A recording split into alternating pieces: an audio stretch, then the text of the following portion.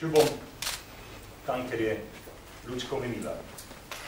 Omenila leto 1911 in zaradi nekega spoštljivega odnosa, ker vemo, da se zgodovina ne začne z nami, in treba tudi dodati, da tega leta so prvič v Sloveniji praznovali le delavke, ženske na Jesenicah, v Trstu in v Zagorju v Savi.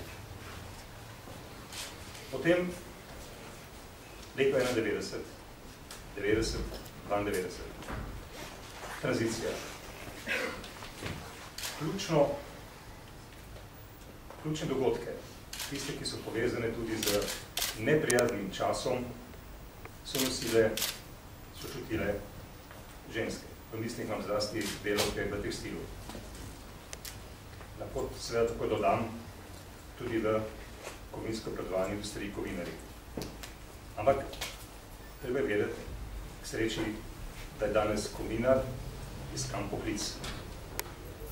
Tragedija, kalvarija, tekstilk se danes še nadaljuje. Potem je leto tam blizu 2000.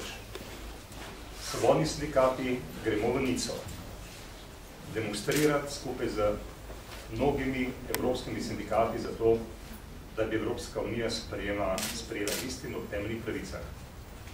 Šli smo po Nice tudi zaradi tega, ker je v tem dokumentu, ja, 102 člena, govorita o diskriminaciji in pa enakosti moških in žensk.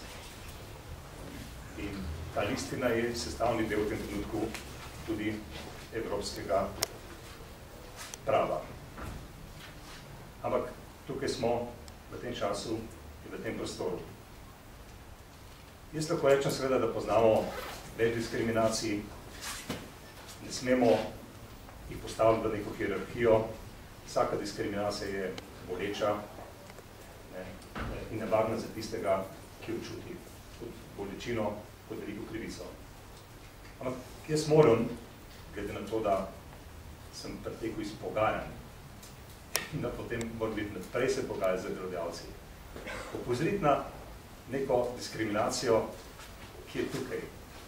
Ki ne vidi, za koga ni diskriminacija, ker se ne veže na osebno okoliščino, ki vpliva na nekaj, da ne dosežeš, da ti je neka pravica oddaljena, da ne moraš dobiti.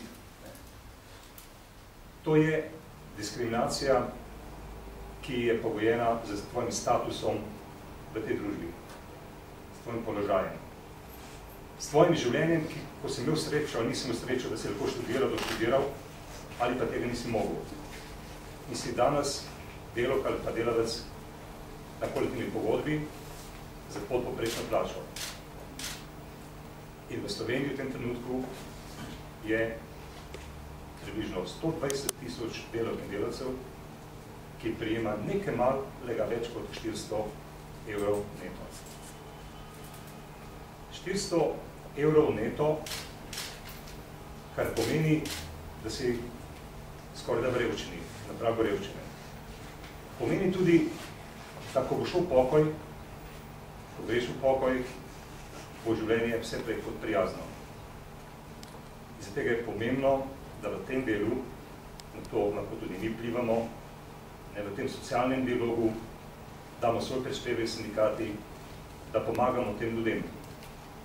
Toliko bolj, ker vemo, da je mnogo in preveč pravic odvisnih prav od materialnega položaja posameznika na področju šolstva, zdravstva in še kje.